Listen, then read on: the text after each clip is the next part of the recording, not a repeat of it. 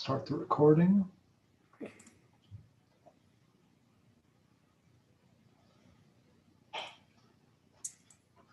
Okay, we're good.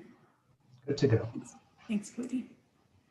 Hi, everyone. Welcome to the February 25th, 2021 meeting of the CB6 Business Affairs and Licensing Committee. Excuse me. My name is Claire Brennan, and I am the chair of this committee. This meeting is called to order at 6:31 p.m. Tonight, we are joined by Assistant District Manager Cody Osterman.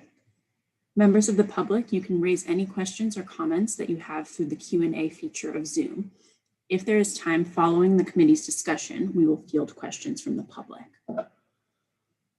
Dan has volunteered to take minutes tonight. Thank you, Dan. You all should have received several emails from the board office with a link to a doodle poll sign-up sheet for minute takers for this year. For your convenience, the link for this committee is also being posted in the chat right now. At the direction of the board chair, each committee meeting must have a designated minutes taker and a designated backup just in case.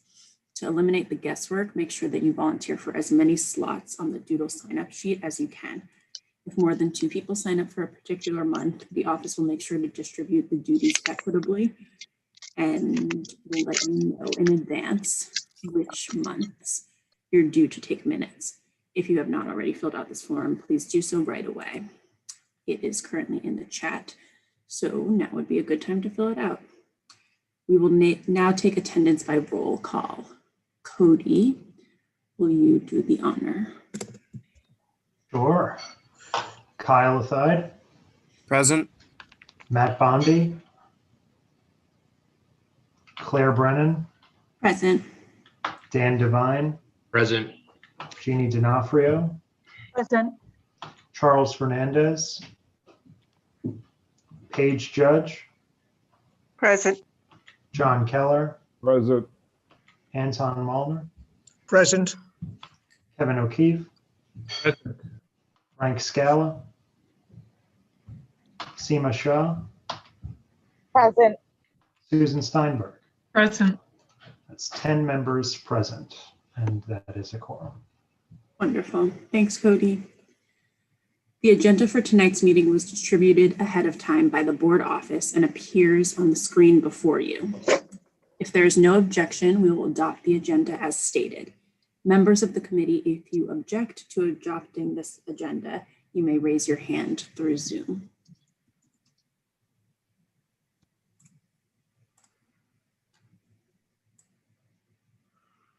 Okay, seeing no objections, the agenda for tonight's meeting is adopted.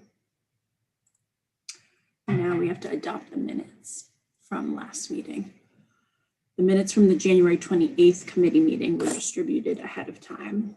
If there's no objection to these, we'll adopt these minutes as drafted. Members of the committee, if you object to adopting these minutes, you may raise your hand now through Zoom. Seeing no objections, the minutes from the January 28th meeting are adopted and will soon be available on the board website. You all are familiar with these ground rules by now, but I have to just read them off quickly. In order to conduct an efficient meeting, let's observe these ground rules. No one may speak until granted the floor. Committee members, if you have a question about committee business or wish to make a motion, please raise your hand through Zoom. If you click the participants icon, the participants panel should appear and you should find the raise hand function there. If you still have technical difficulty, you may click the chat icon and relay your difficulty. The chat function should not be used for committee business or questions about agenda topics. All such remarks should be made on the record by raising your hand through Zoom. Chat should only be used to alert us to any technical difficulties you're having or to state in writing information like an email address that was already stated out loud on the record during the meeting. When a committee member is given the floor to speak, I will identify you and you can unmute yourself so you can speak. We are required by executive order to create a verbatim transcript of the meeting. Excuse me, so please keep your questions and comments succinct and germane to the discussion. Sounds good. Okay, we are going to start the agenda tonight. And first on the docket is a new wine, beer, and cider license for TD Restaurant operating at 1030 2nd Avenue.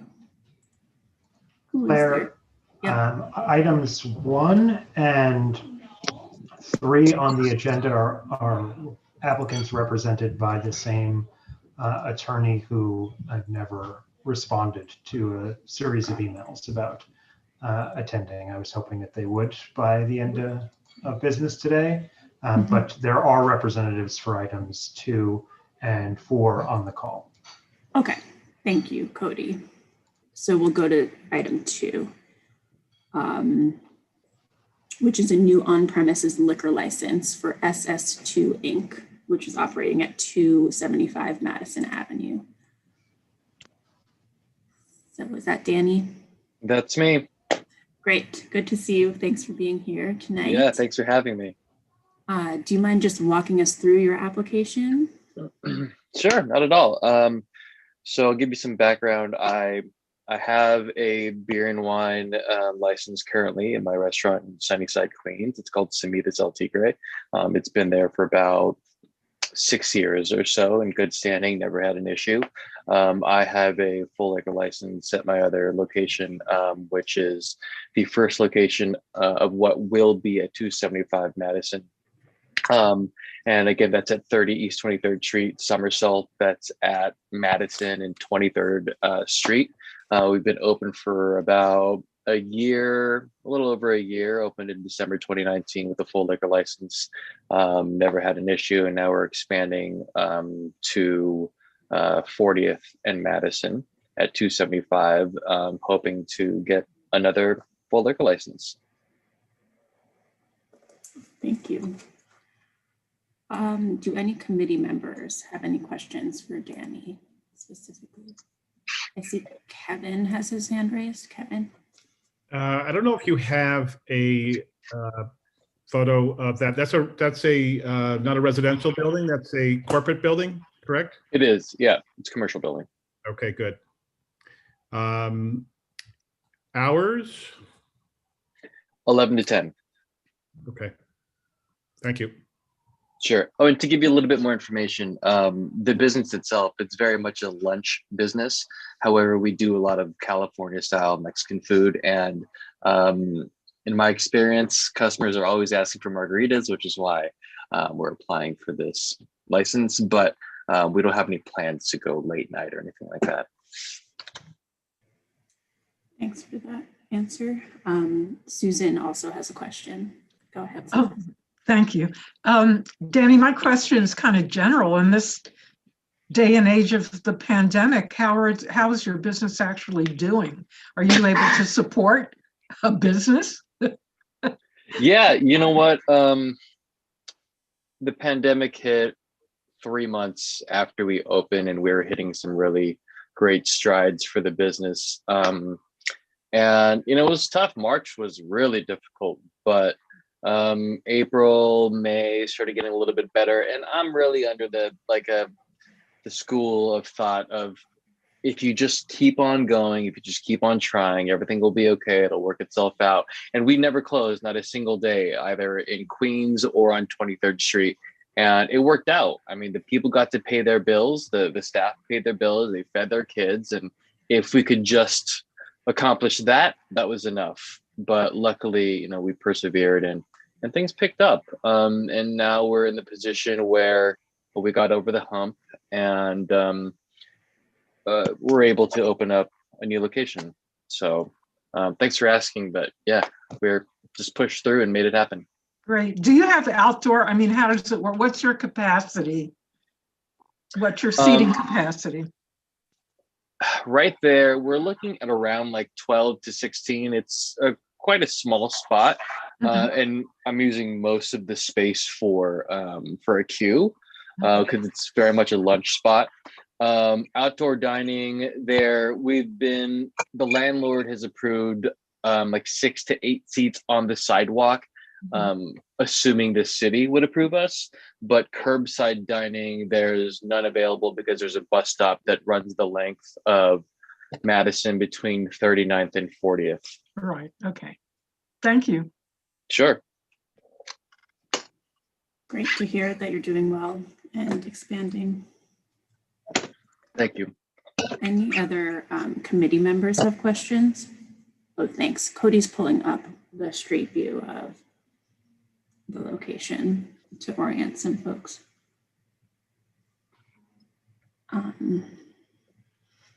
So no more questions from the committee. I'll open it up to the public. You all can raise your hands too if you have questions for Summer Salt.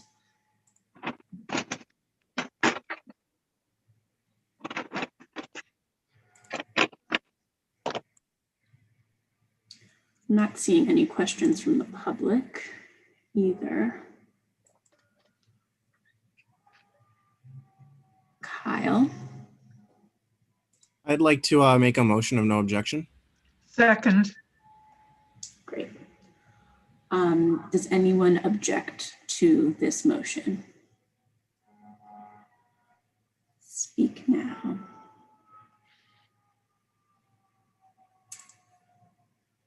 Okay, seeing no objections to this motion, the resolution will pass, and we'll write it for you and send it out once it's all finished.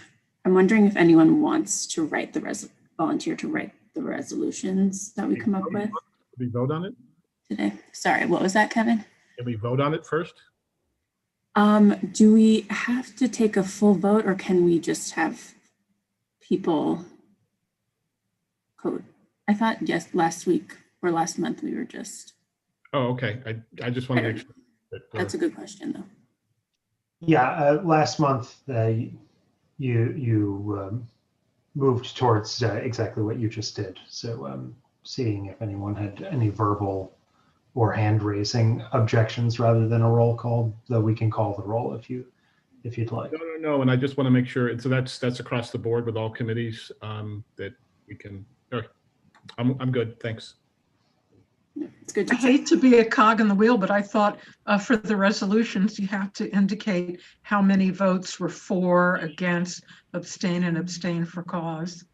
I mean, if this isn't true, then I'm fine with the no objection. Given that no one noted any objections, the current vote would be 11 in favor, no opposed, no abstain, no abstain for cause. The only two members who are absent and not voting are Charles and Frank. Okay, thank you. That's fine. Yeah, what we can do. Sorry, this is Kyle. What we can do going forward with this for a meeting tonight is just to say, if we're in.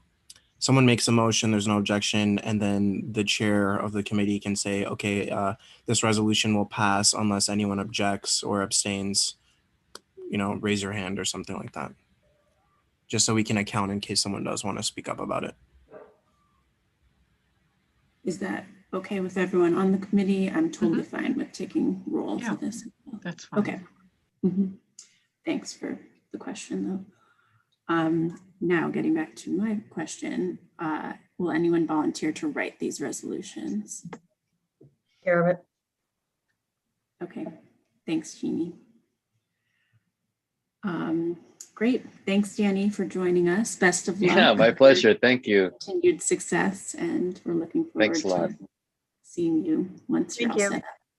We're gonna do our best. Thank you. Great, take care. Bye. Okay, so we'll skip number 3 because they still haven't shown up, right, Cody? Yeah, I don't see the attorney or the principal present, but Sorry, are we talking about Triana or Tivoli? Because Tivoli, we didn't have any material on the. they emailed the other day and asked to be postponed to the next month. Both of them? Oh, so Tivoli, sorry. Tivoli, yeah. Okay, good. We haven't heard any contact since the questionnaire has been submitted from TD Restaurant or 192 Third Avenue. Both of them are represented by the same attorney. Okay. So this is a good night to write resolutions, I guess. Yes, people are falling off left and right. Exactly, you're lucky. But there are representatives from 888 Inc. for the next item. Okay. So And just to be clear, are we continuing with what we have done in the past? That if someone doesn't show up or respond to us, it's an automatic objection. We automatically vote that they're, a vote of objection to the request. Is that what we're doing? That's what we did in the past. I'm not saying we should do it now, but I'm just asking a question. I don't feel strongly either way. I think that we're in a challenging time, and it might be hard for people to coordinate things or internet issues. So I'm willing to give them another chance. But again, that would work for me. Yeah, I would totally agree with that. Okay. So Cody can continue communicating and trying, but there will be a point where they won't be invited anymore. Thanks, John. So now we have an application for a new on-premises liquor license for 888 Inc., doing business as Club Usagi, which is planning on operating at 320 to 324 East 49th Street. Dan, did you have a question before we get started? Yeah, just quick question. It's sort of procedurally. If we don't pass a resolution either way, does that mean that the operator can still go to the state liquor authority just without our consent? So meaning by us not voting them down, does that mean that they could still go just without, us putting in what we think and then get approved? I'm asking that as a question. I'm not sure. I think the answer to that is yes. Yeah, So- they can. Any applicant, regardless, can always go straight to the liquor authority without, seeking community board approval. In this case, the liquor authority is so backed up with applications that if they filed tomorrow and tried to circumvent this, they probably wouldn't get a license for 6-8 months, and in that time we could continue to try to reach out to them. And Cody, would we know if somebody filed that did not appear before us? Yeah, anytime an applicant files, the liquor authority sends us an email and asks for our comment, and then we forward it along. So if they asked for comment and that I looked and we didn't have comment because they didn't come, then we could move on that. So the reason why I'm obviously bringing it up, because I thought procedurally that was the reason why we would vote to not pass someone if they didn't show up, basically to make it be known that this was something that was expected of them. Because I would assume, obviously most operators are probably doing everything in good faith, but if one was going to not operate good establishment, they probably wouldn't want to come before us and articulate that just to have it be voted down. So in that case, I kind of am in favor of, if somebody doesn't show up, voting them down. But can I add to that? By virtue of them not showing up and not getting anything from us, that means that there's a question. They didn't come before the community board. It's not de facto, they just didn't get anything from us. So whether or not we say no or not, they have nothing to show that they've come to us. So if they couldn't do anything nefarious, saying, well, they didn't come before us, they have nothing. So they have no support from us. Will the liquor authority look at this not showing up negatively? Would it even impact? Can I just jump in and Yes, just provide some Kyle. clarification? Yeah. So we had discussed this in the past as a committee policy, because we had this very same conversation, right? If someone doesn't show up, is it an automatic rejection of that application? The precedent that we had set at the time was that we could move the applicant to the following month, that we would offer that as an understanding that we would postpone them to the following month. If at that point that they did not show up even after the postponement, then it would be indicative of circumventing the process, at which point we would say it was a negative resolution, but we wouldn't put together a negative resolution.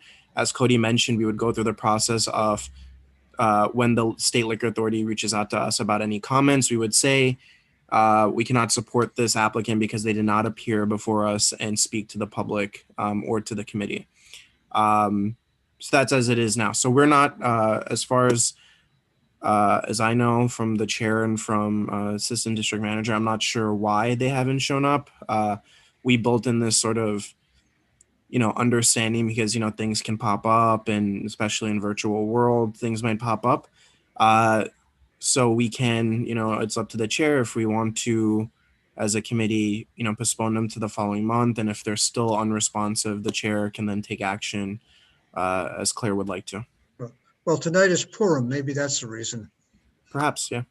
Well, but what is the process? I mean, do we send an email or a letter to them saying, if they don't appear the following month, that we are automatically not approving their application? I mean, what is the process? So that was the process. That was the process when I was chair. That if they didn't show up, we would, do our follow up through Cody and the board office, and just, indicate to them that if they don't show up, that we cannot support their application. So if that's something the chair would like to, continue, it's up to her discretion. Thank you. That makes sense. In this case, I just haven't been able to reach the attorney. I sent all of the attorneys that submitted 30-day notices and questionnaires in an email asking for the contact information for whoever would join us tonight, and gave them a deadline. Just give me that email address. I could send them all panelist invites like I send them out to you all, and I did not hear back from this attorney who's representing these two applicants. And I believe this is in our procedures guidelines document that we created that's online as well. Yeah. Okay, so I think just to read it, it says applicants who are not present for the committee meeting without notification will automatically receive a negative resolution.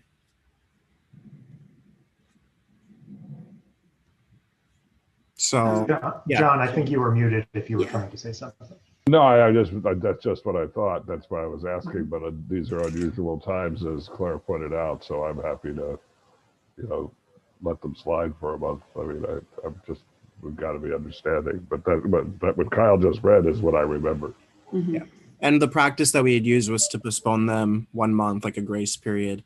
And then at that point, negative resolution.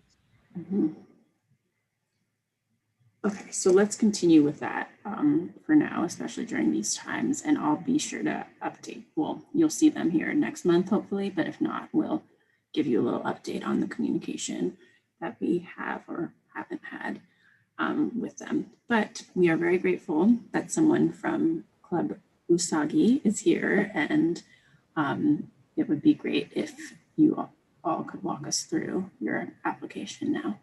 I'm sorry to sidetrack. This is Alan Gardner. Can you hear me? I can. Thanks, Alan. All right.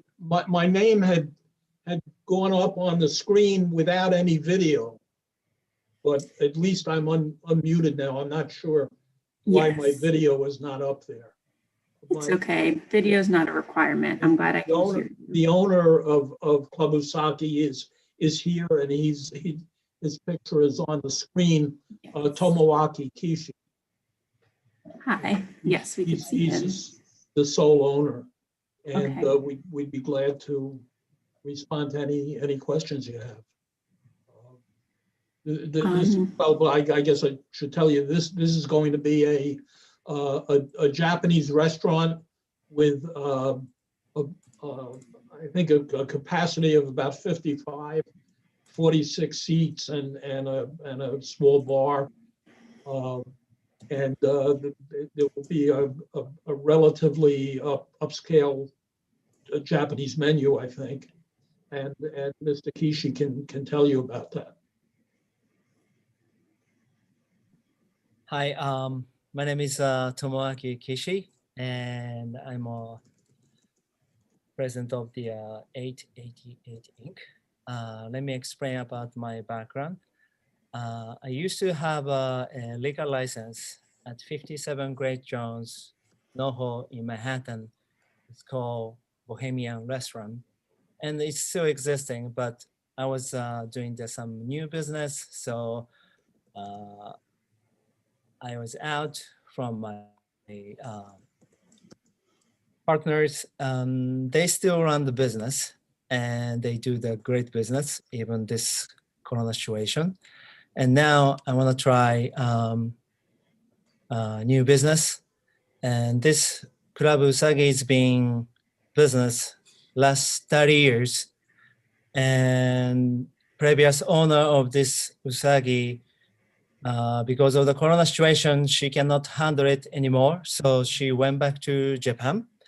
And before she's leaving, she asked me to take over this business because this business is a very important high-end Japanese restaurant for all of the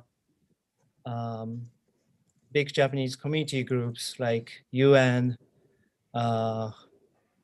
consuls, and also the big Japanese company in New York. That's the customers, and they want to keep this heritage historical restaurant, and I'm trying to run this business to keep the histories in New York. And that's all about me. And if you have any question, please let me know now. Okay, thank you for that. I see Jeannie has a question. Sorry, you actually answered one question because on your questionnaire, I noticed that's a residential building, but that you hadn't reached out to the residents in the building about the restaurant, but I see that's already there and established. So that's one question. But could you explain, you have two, it's 320 to 324 49th Street. Is the restaurant all on one floor and across two buildings? Could you, I looked online at the picture, I couldn't figure out the restaurant. Okay, there is a 3 retail space in this building. And as you see, the one is cleaners and the other one is hair salon. And the other one is our place, Japanese restaurant. Both of them are still existing, and they still run the business as well. I'm sorry, where is the restaurant? Is it in the gray area of the? Yes, correct. Oh, okay, okay. Yeah. Susan?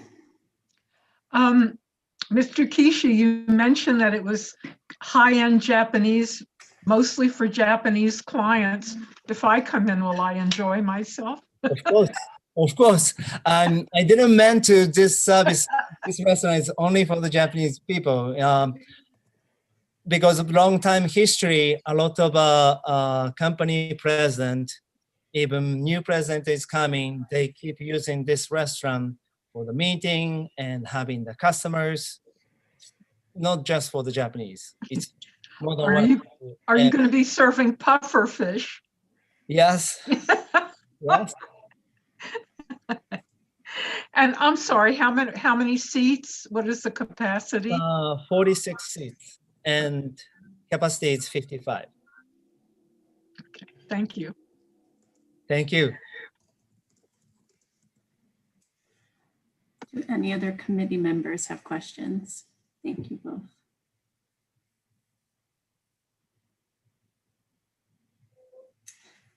Okay, I will bring it out to the public. People, the attendees, if you all have a question for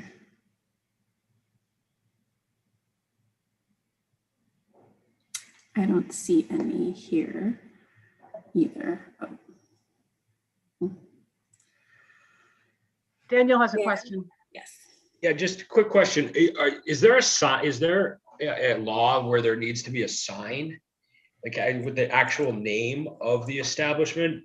Because I have walked by many times and I don't recall having seen a sign. I can answer that, that there are a number of places in Manhattan that call themselves mystery bars because they don't have signs.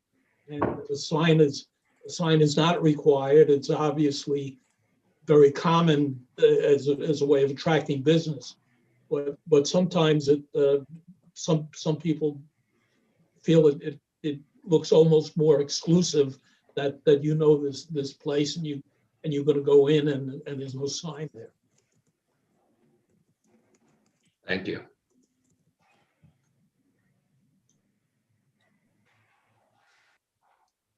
Are there any other questions? Susan? Oh, you're on mute. Sorry. I just want to make a motion of no objection. Seconded by Seema. Thanks, Seema. Does anyone object to this motion of no objection?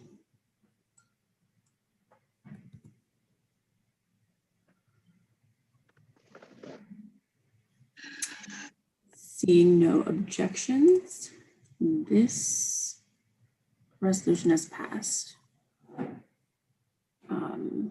And Jeannie will write it up for us as well. Thank you. And thank you for joining us, both of you.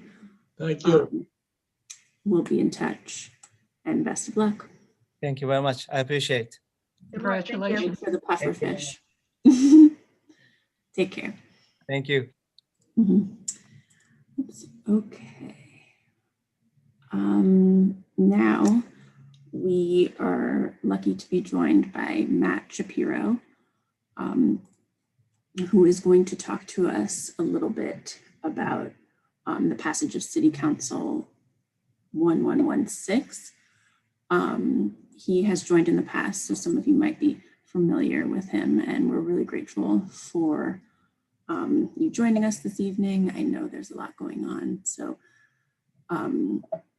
if you want to kind of just introduce yourself and talk a little bit about the resolution, our committee has come up with a few questions as well, which were shared, and I'm sure there's a few more that we haven't shared with you yet. So take it away, Matt. Thanks again. Yeah, thanks, Claire. Can everyone hear me okay? Yeah. Great. So as Claire said, my name is Matt Shapiro, and I'm the legal director of the Street Vendor Project at the Urban Justice Center. And for those of you who don't know, the Urban Justice Center is a large nonprofit organization that has about 10 or so different projects that all work with marginalized communities in New York City. So there's a domestic violence project, a veterans project, a asylum seekers project, and we're the Street Vendor Project. So we all work a little bit independently, focusing on our own missions. And the Street Vendor Project works solely with street vendors, mostly to organize vendors around the city, to build a community and have vendors have a voice when it comes to the policies that affect them.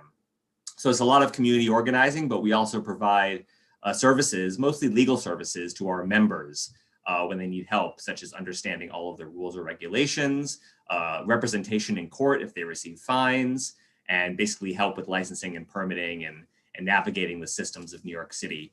So that's my role. I've been at the Street Vendor Project since 2009, and I manage all of the legal services that we provide to our members. So I'm here mostly to talk about the recent City Council bill that passed, and I have a slideshow that goes through some of the details of the bill. I'm sorry I didn't email it, but if folks are interested, I could sort of share the slides and go through the bill if that would be helpful. That would be helpful. We would appreciate that. Okay, great. I'm not so fluent in this, so bear with me. And let me see how this works. Share the screen. Okay. So what do folks see? we're seeing it all. We see the PowerPoint, but it's like half of the screen. So. Okay, let me try to make it bigger. And let me try to slideshow. From current slide. How's that? Looks great. Okay, and I just need to figure out how to move these videos away, or your picture. Okay, now I can see it. Okay, great. So just a little bit of background. This bill concerns most or almost all concerns mobile food vending, and that's mostly about what I'm talking about. It doesn't really concern general vending, which is the other type of vending that we have, folks that are selling non-food items.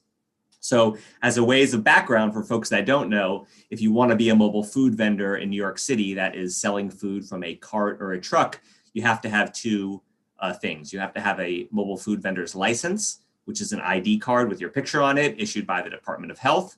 And once you have that license, you have to work in a cart or a truck that has a mobile food vendor permit, also issued by the Department of Health. And those permits are the stickers that I'm sure many of you have seen on the metal carts and trucks. And even now, a lot of them have letter grades due to a law that passed a few years ago. The problem is that while a vendor can get one of these licenses, the ID card, they have not been able to get the permit. And that's because in 1983, the city council limited the number of permits that could be issued at any one time. There's about 3,000 citywide 2-year full-term permits that are allowed to be issued. And of course, they've all been given out. And what has happened is that the people who have these permits, the owners of the permits, they used to be vendors, and they're able to renew these permits every 2 years, but the vast, vast majority of them are not vendors anymore. Maybe they retired, maybe they moved, maybe they have a different job. And what they do is they rent them out on this underground market to the folks that you see working on the carts or the trucks today. So it's this really terrible system where there's lots of demand for these permits because people want to be vendors, but there's a limited supply for more than 35 years. So this underground market has existed where the permit owners, they pay $200 every 2 years to the city and then rent it out for $15,000 to $25,000 for that same 2-year period. So an enormous markup.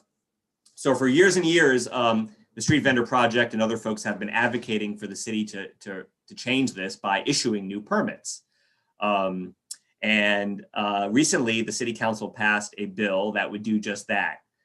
It would sort of change the vending system in regards to these permits and the way that vendors can operate. So with that, I'll go into the details of the bill and how it will affect mobile food vending from here on out.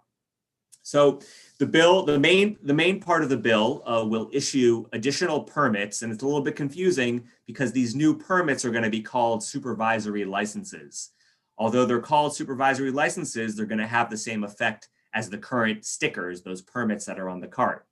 Because if you get one of these licenses, it's going to be issued to your person. So it's going to have your picture on it, but it's going to give you the power to operate a food cart or the truck.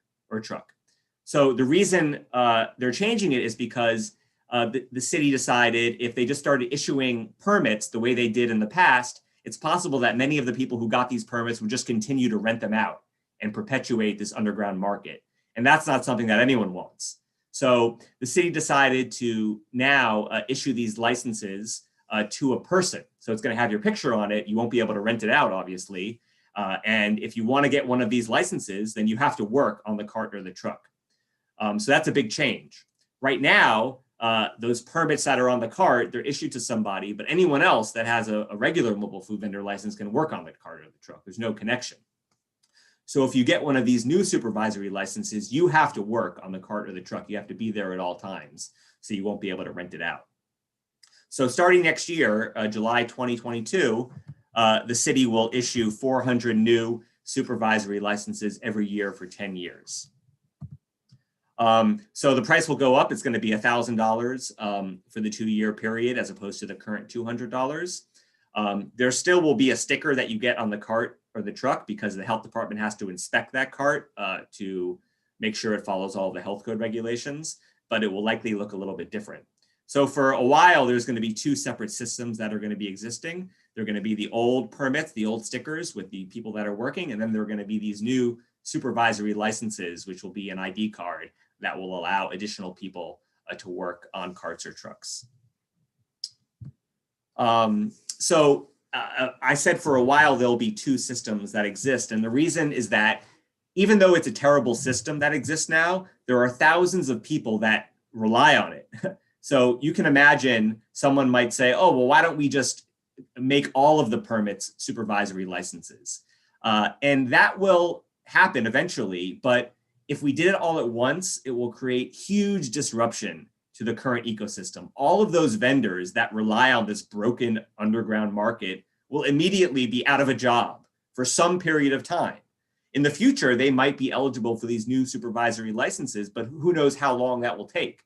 So we decided gradually, the city decided gradually to phase out the current system by July 2032.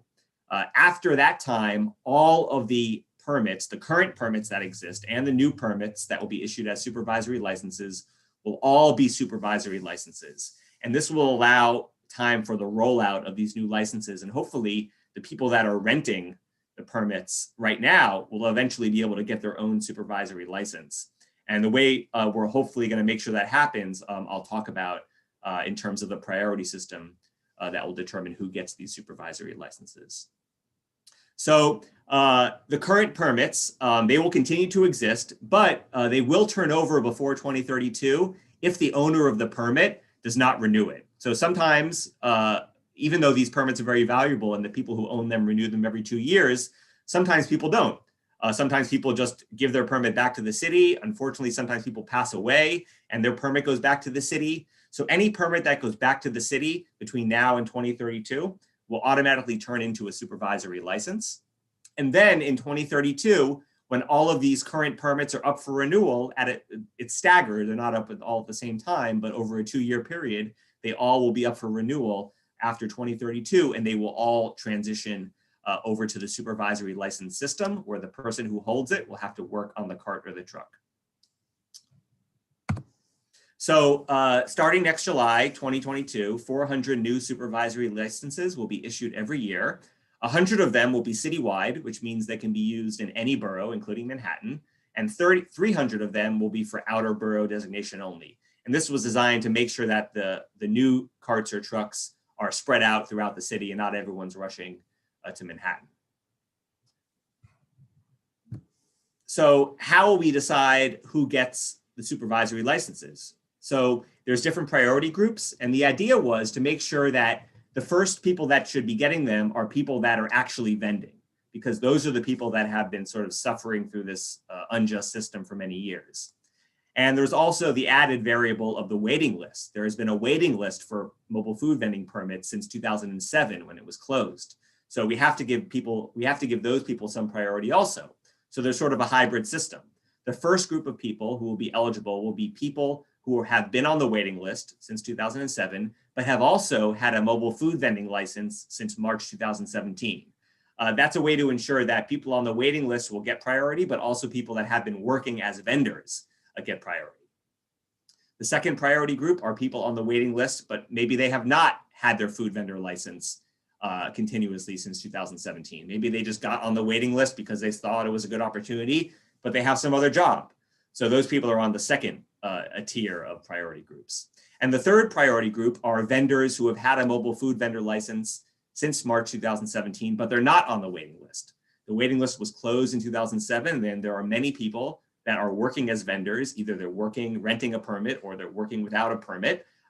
They have been licensed, and those are the people who should also have a chance of getting those permits first before they go out to sort of the general population, which is the last group in group 4.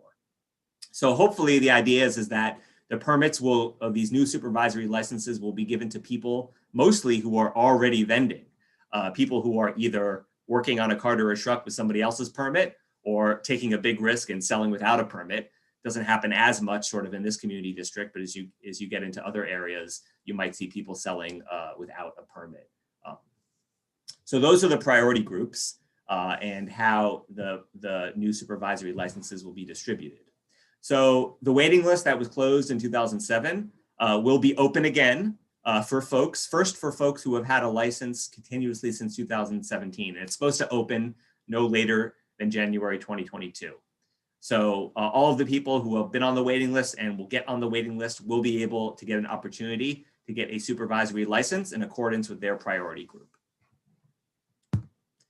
There will be an additional 45 citywide supervisory licenses issued every year, specifically for veterans and disabled individuals.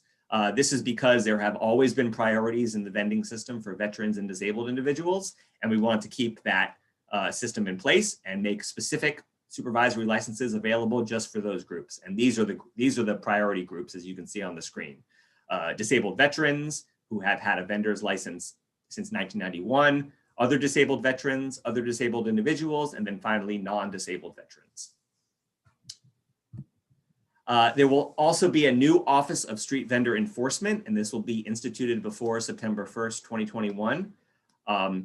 This will be a citywide office in charge of enforcing the rules and regulations and the rules of the City of New York and the administrative code that are related to street vending, and will also coordinate among other agencies that enforce street vending, such as the Department of Health and Mental Hygiene, who enforces the health code regulations.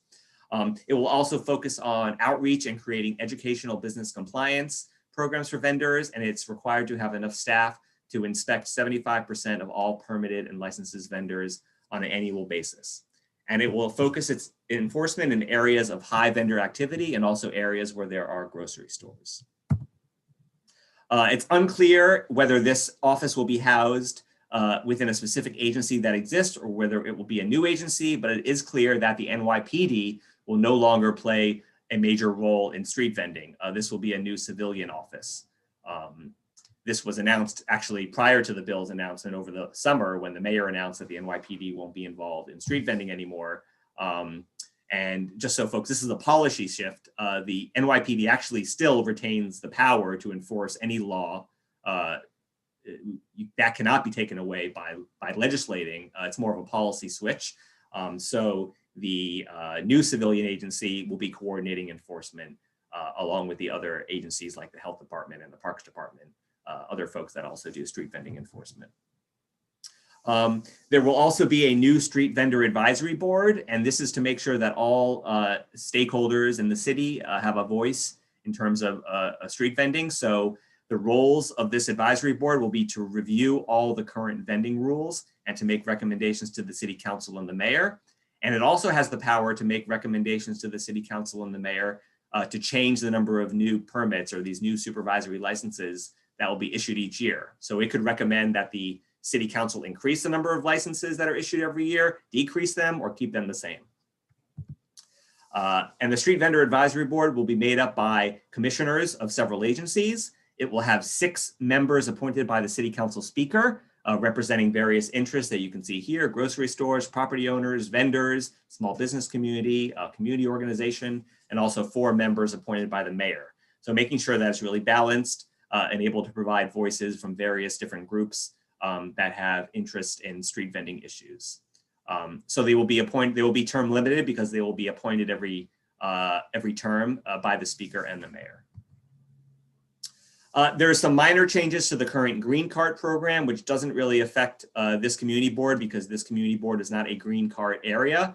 But green cart permit holders will now be able to sell other healthy foods such as cut fruit and nuts and water and other items that are decided by the health department. And the areas where green carts are allowed to sell, the police, they're designated by police precincts, and the health department will have the power to expand that based on its determination that there's not enough healthy food in those areas. So I don't believe that's going to be an issue for this community board, but it's something that's in the legislation. Another part of the law has a new restriction for vendors. Food vendors will now be restricted from vending within 20 feet of sidewalk cafes and stoop line stands. Stoop line stands, I'm sure you all know, are those outside of markets where they display fruits and other flowers and other items. This restriction has always been in effect for general vendors, and now will be applied to food vendors as well. And just a current distinction, it does not, when we say sidewalk cafes, we mean licensed sidewalk cafes by the Department of Consumer and Worker Protection, not the current open dining program that has been enacted during the pandemic. Only restaurants that have those licensed sidewalk cafes. And I'm sure you all know all about that because I think that's a community board process as well. Every 4 years, vendors must take a training course on the vending regulations. Right now, you only have to take it once before you get your license, but now it will be every 4 years. And I think that's it. I don't know why there's a slide of puppies, but why not? Exactly. Love it. So I'm happy to answer any questions that folks have about it. I don't know how to stop. Okay, stop sharing.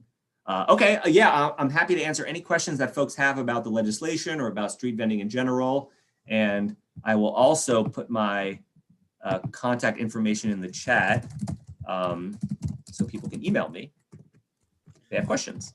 Just to clarify, how many total vending permits will be available at the end of this program?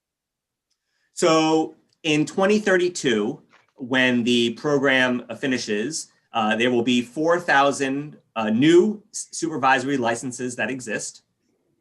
There's going to be 450 additional ones for veterans and disabled individuals. So that's 4,450 of the new type of permits. And then there are 3,000 current citywide 2-year full-term permits that exist in the city. And then I should have mentioned there's an additional 1,000 seasonal permits that are valid only from April through October, and 1,000 green card permits, which I mentioned don't affect this community board because they're only valid for certain neighborhoods in the city. So if you add it all up, including the temporary permits and the green card permits, that would be 5,000 plus about 9,450 in total if you add up all the various different kinds by 2032. Thanks, Matt. I see Jeannie has her hand up. Yes, I was just curious what effect, if any, had the pandemic had on street vendors? Did they increase? Did they decrease? What happened? Yeah, it's as you can imagine, all small businesses in New York City, or the vast majority of small businesses in New York City, have suffered greatly from the pandemic, and that includes street vendors, especially in areas like Midtown Manhattan, where vendors really relied on foot traffic from office workers and other folks who go about their day-to-day walking up and down the streets and might stop for a cup of coffee in the morning or might grab lunch from a cart in the afternoon.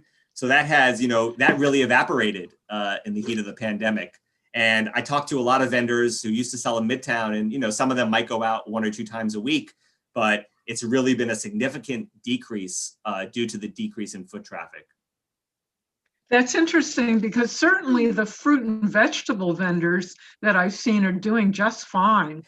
I'll say that that's a good exception because that's sort of like the grocery store, right? People need to buy fruits and vegetables or need to buy grocery items like that. And I always thought that fruit and vegetable vendors might actually be doing a little bit better because maybe there are at least some people who weren't going to the grocery store as much, avoiding indoor spaces, but might feel better going to farmers markets or going to the produce vendors. So I will say that is probably one exception. I would say just like maybe farmers markets might be doing a little bit better. The fruit and vegetable vendors might be doing a little bit better, but you have to take into account the vast decrease in foot traffic and how that balances out. So I think they might be doing better relative to like the coffee cart vendors that relies on office workers, but they still suffer due to the decrease in foot traffic. Thank you. Okay, now Keeney. Okay, thanks. Thanks, Matthew, for the presentation. I have 3 questions. I'll just say them now, then we can go through them. The first one is I'm still have a question about why can't you turn all of the permits that are out there now into supervisory licenses? I know you said that there's so much out there, but I guess what I don't understand, my question is how many of those permits are actually being sold or used in the black market, and how many vendors are actually using them? Because if there's so many that are just being worked off the black market, why not just say, over 2-3 years, hey, you're not at your vendor cart, you lose your permit. You now need to apply for a supervisory license. And those who are actually using it, they can de facto get a supervisory license. Now that's my first question. Second, the number of permits is huge. I remember reading an article in the Times a few years back, I couldn't find it, that the street vendors fight with each other. You know, get off my corner, you're stealing my business. So it's not just the brick and mortar, but there's already such, you know, so many out there. Has it been thought about where these gonna go? Especially at the brick and mortar say, hey, you can't come near my store 20 feet. I don't even know if that's sufficient, but can the city support another, you know, thousands of more street vendors? And then my last question is about that advisory committee. I'm sorry, I didn't see the slide all the way through. I see there's you know, there are store owners, the community folks, but is it an even number? I mean, is it going to be representation, fair representation on both sides? So if there's a bid person on it, or, you know, or a store owner or a grocery store owner, you know, and if there's 4 appointees, is there going to be a nice balance? So that advisory group actually has a pretty good conversation. Sorry for so many questions. No, no problem at all. I'm just gonna go back so I can make sure I'm giving you the accurate makeup of the advisory board when I get to that question. So the first question, why can't we just transition all the permits over to supervisory licenses? Great question, and I'm sorry if I rushed through it before. So what's happening now is we don't know the exact number, but about 90 to 95% of people who have permits are renting them out. And there's no way to know for sure who is working on those carts, like who's the actual owner of the business. There's no connection, right? All the city knows is who owns the permit and who happens to be working on the cart or truck that day. It might be an employee. So if we took everyone's permits away all at once, how would we ensure that the people who actually running the business could get those permits? Since there's no paper trail, it's an underground system. That's why the city decided to give 10 years of time for enough of those people who are actually running vending business to hopefully get on the waiting list and get one of these new supervisory licenses. And when they get that, they're not going to need that permit anymore. So I hope that answers the first question. The second question. Now I understand. Okay. Okay. Because if I were a vendor, I'm like, you know, I don't want that permit anymore. I don't want to spend $20,000. I want to spend $200 and let's get my, you know, I want my permit. I want my license. I want the license. I don't want that permit. We feel the same way, but we need some time to match it up because it's been, you know, like I said, 90% of the permits are being rented and there's no way to match up, you know, the person who's running the business with the person who's owning the permit. It's a completely messy system. So there needs to be a grace period. The second question was about the advisory board, or was about can the city support? Yeah, just the crowding of all these vendors and putting them, you know, all over the street, on sidewalks, and everywhere you look. I think there'll be like carts everywhere. Oh, okay. Well, just so we know, before 1983, there was no cap on the number of vending permits. This was something that came up in 1983. And additionally, the city has numerous sidewalk placement regulations that govern where street vendors can and cannot go. So all of these rules are designed to make sure that there is, in effect, adequate room for pedestrians and other folks. The sidewalks have to be 12 feet wide. You have to be 10 feet from the crosswalk. You have to be 20 feet from the building entrance. You cannot vend in a bus stop. You have to sell near the curb. All of these rules are designed to make sure that vendors do not, you know, interfere with safe pedestrian passage. And, you know, in certain areas, you might think, or someone might think, oh, well, there's actually a lot of vendors here. How are there room for any more? But in many areas of the city, there are no vendors. So vendors will have to spread out, they'll have to find legal spots, and they'll have to do business there. So we, you know, the city feels confident, we feel confident that the existing rules do enough to make sure that there's enough room on the sidewalk for everyone. So sorry, just a question about that. So I'm a vendor and I see an open corner in X neighborhood. There are no other vendors around, but I think this is a good place to go. I mean, I'm 20 feet away. I can go to the advisory council and say, hey, you know, I want my card here, and that's it. So there's no like approval process. If you find first you have to find a street that's not restricted, because there are hundreds of streets that are restricted to vending in New York City. And then you have to find a place on that sidewalk that conforms with all the vending rules. Once you do that and you have a license and a permit or one of these new supervisory licenses, yes, you can set up there. And the third question, right, who is on the advisory board? So sorry if I rush through it, but I'll go over it again. There's commissioners of the Department of Consumer and Worker Protection, the Health Department, and the Police Department. That's 3. Then there are 6 members appointed by the Speaker, 1 representing grocery stores, 1 representing property owners, 2 representing vendors, 1 representative of the small business community, and 1 representative of a community organization.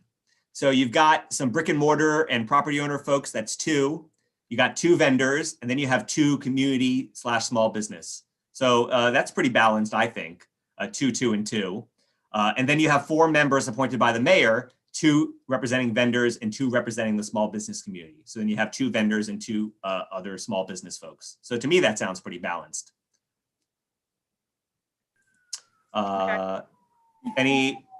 Thanks. Mm-hmm. Are there any other committee members who have a question before I go to our list of questions that we had? One interesting question was that came up was about like passing permits down to family members. If your mother or father had a street cart for their whole life and wanted to pass it down to their children who are aware of the situation and the rules, is that possible, or do they have to just restart? So it's a little bit tricky. The health department has the discretion to pass along a permit to either the spouse of a disabled of a permit holder who becomes deceased or disabled, or the guardian of a minor child. So the idea was if somebody has this permit and they use it to provide for their family and they become deceased or disabled, that permit should still be able to be used, at least for the duration of that of the person's family, either by the spouse or the guardian of a minor child. But it's not an automatic thing. It's the discretion of the health department. There is another city council bill that would make that automatic or make it a mandatory granting, at least for one time. You couldn't continue to pass it down. It would just be a one shot, but that bill has not passed. I see Dan has a question. Yeah, I have a couple of questions. One is because I'm very curious about the history, and I know that you're the expert on this. You've been working there for a long time, so it's great. So they're the street vendors, but then a number of years ago there was that huge proliferation of the food trucks. What went on with that? How's that similar? How's that different? Is that going to be affected? And what happened to all the food trucks? That's a good, the pandemic happened for one, but it's the same system. So if you get let's talk about the existing system right now. If you have a mobile food vending permit, one of those stickers, you can put it on a food cart or a food truck. And what happened around the 2000s, back when there was that recession, a lot of corporate folks got laid off and they said, I have an idea, let me open up a food truck. I'm not kidding, that really happened. Like Waffles and Dingus and all these famous brands had these great ideas, and they said, let me open up a food truck. And it was inspired by a movement. It first happened in LA, and then we eventually caught up.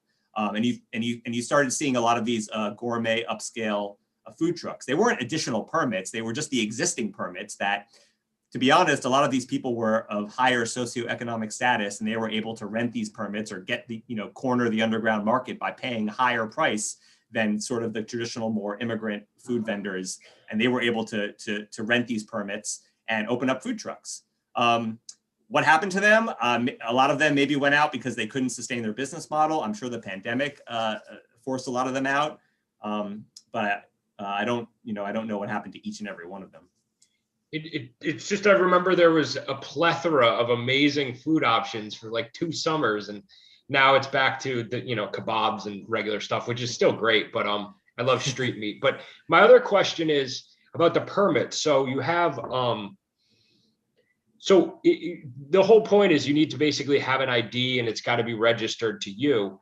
So is it under like a corporate name, and then you're going to have every worker get their own individual ID? Basically, how's it going to make sure that the same thing doesn't happen again? Right. So they can only be these new supervisory licenses can only be issued to a natural person. So you cannot issue it to a corporation. Now, you can have other people work with you on the cart or the truck, of course. Those people will have the traditional mobile food vendor license that exists now, but these new permits, these supervisory licenses, will be issued to a person. So, I mean, how do you anticipate that actually going forward? I mean, one person, one cart. I mean, it seems like a lot of these carts have multiple people working there throughout the day. Yeah, we see it. There's always a one person or a partnership of folks who own the actual business. And then there might be other folks that are more like employees that are working on the cart or the truck. So I think it'll be the same. A person will get the supervisory license. They will be the owner of the business. And if they need, some people work by themselves, but if they need help, they will have other vendors work with them on the cart or the truck. But do they have to be the owner of the license has to be on the cart or the truck? The owner of the supervisory license has to be there. They can have other people work with them, but yes, they have to be there when the cart is in operation. Okay. And then just one final question, because obviously you can't, some of these carts are, they're basically 24 hours a day, it seems like, and people go through different shifts. How exactly, and I've talked to street vendors in the past and they're like, I get here at 4 a.m. because the other guy would get here at 5. But how does that actually work out? Because I have heard of even people getting, I talked to a lot, had good relationships with a bunch of people over the years. People have been bullied. There's sort of like, rumors of kind of like a street cart mafia and things like that. How does that exactly play out? And how do you get a spot? How's the same person at the same spot every single day? I think you're right? There's somebody else mentioned it also. Conflicts do exist and they arise. But for the most part, people, especially in Manhattan and Midtown Manhattan, people have been vending in the same spots for many, many years. And for the most part, I will say people tend to respect that. And you might have conflicts that come up from time to time where people are fighting over a spot, but eventually it gets resolved. And the person who has been there for the longest time usually gets the respect to continue working there. It doesn't, I'm not going to say it's 100% of the time, but the vast majority of the time, it works out. You could do really well. I was friends with a guy who made, I think, $130,000 or $40,000 cash running one of the fruit stands on the Upper West Side. So, and then he opened a coffee shop in Midtown. So, cool. Yeah, it's a great springboard. A small business incubator. We always talk about that as vending is really the first step. You might not have the capital to open up a restaurant right away or a coffee shop right away, but if you can start a vending business, eventually you might be able to open up a bigger business. And some of New York City's most storied businesses, the Agostino supermarkets, right, started off as a fruit and vegetable cart. So yeah, you're exactly right. Thanks, Matt. Another question that came up earlier was, we're talking about space and conflicts, but has there been any conversation about allocating space specifically for new vendors? Maybe similarly to the Open Streets program, having an open vendor situation where a vendor might be able to take over a parking spot, or is there any expansion of space in this new legislation?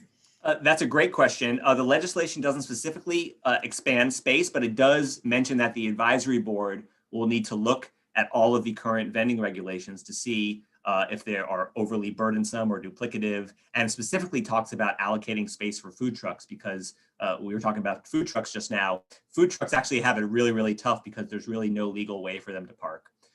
As you folks probably know, they can't park in metered spots, which is basically all of the viable spots in the city. So that might answer one of the questions. What happened to all the food trucks? Maybe they were sick and tired of getting chased out by the parking folks. And hopefully the advisory board will come to some resolution of how can we accommodate food trucks and come up with some system where we can make space for them. So hopefully the advisory board will do that.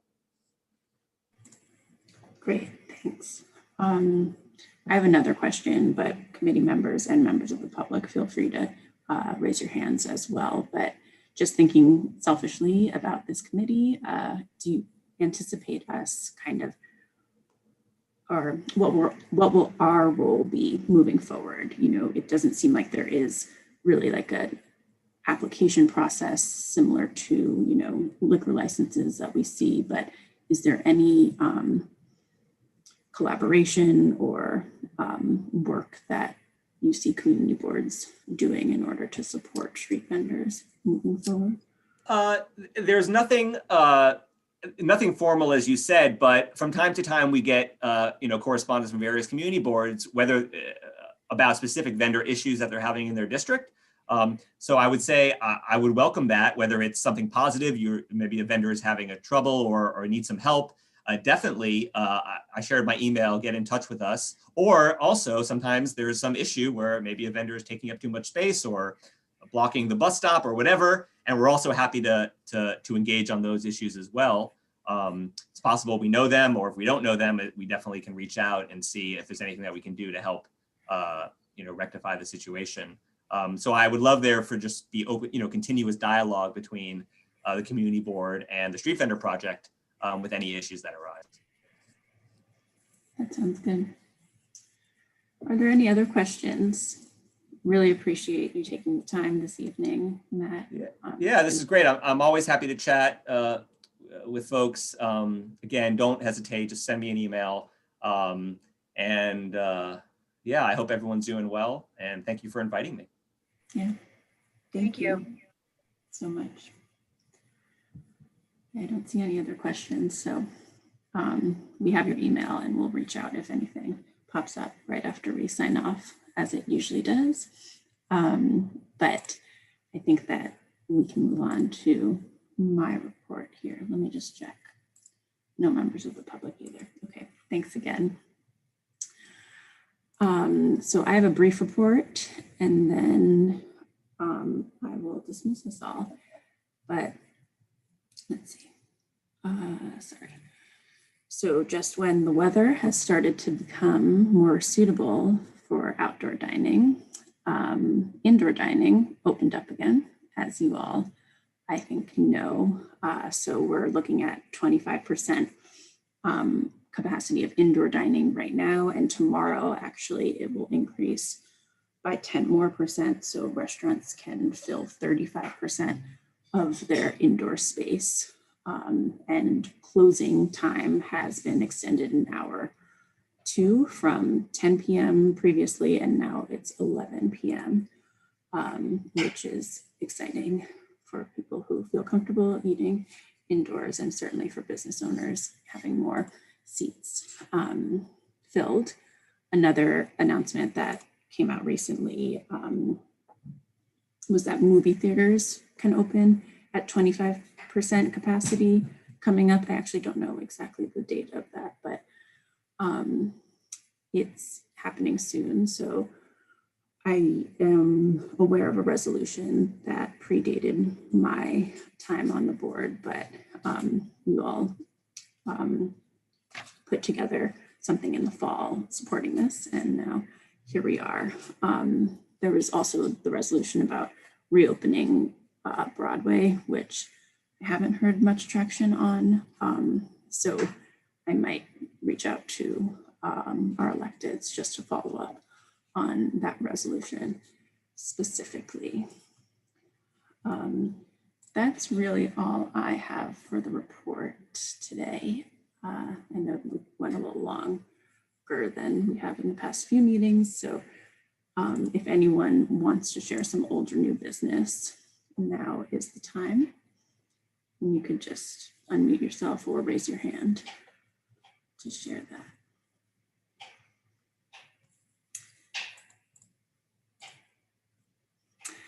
Okay.